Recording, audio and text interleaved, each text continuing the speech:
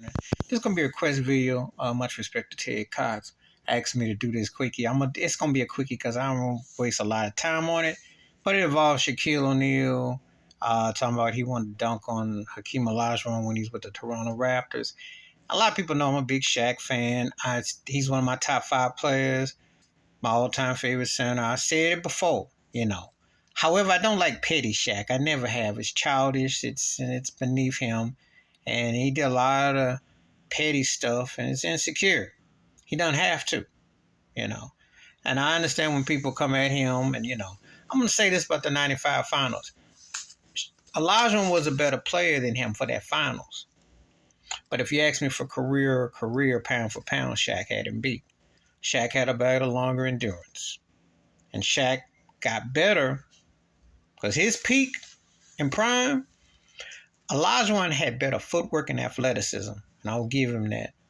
But he didn't have the dominance. He didn't move it like Shaq did. And Will Chamberlain, if you read Who's Running the Asylum, read his book.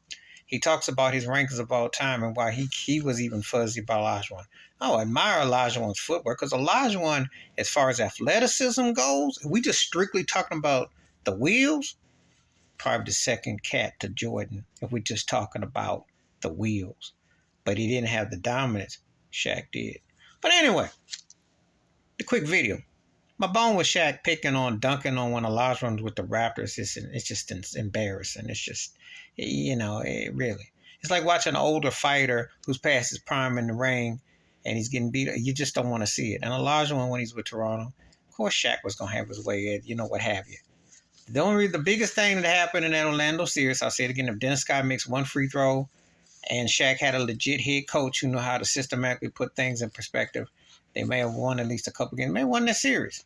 Houston got hot at the right time. Kenny Jet Smith, Mario Elie, Olajuwon, they all came up big. Played team ball.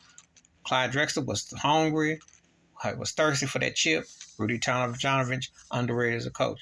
But I don't want to hear about Shaq talking about he bammed on Olajuwon in Toronto. That's just petty and that's weak sauce.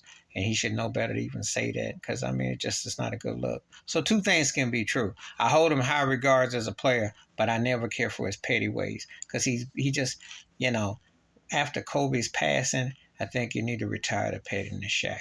And I had a hard time watching him. As much as I respect him as a player, I had hard times to watch. I didn't want to watch him when he was going after Kyrie Irving, when Kyrie shouldn't have been suspended. So just put that in perspective. You can admire a player for what you did, but you don't co-sign certain things they say. And everybody's got their flaws and shortcomings, just saying. Please hit like, subscribe, open thoughts, comments. And I do respond. Thank you. Wash your hands. Keep your mind clear. Watch out for another shitter if you're liking them out. Peace.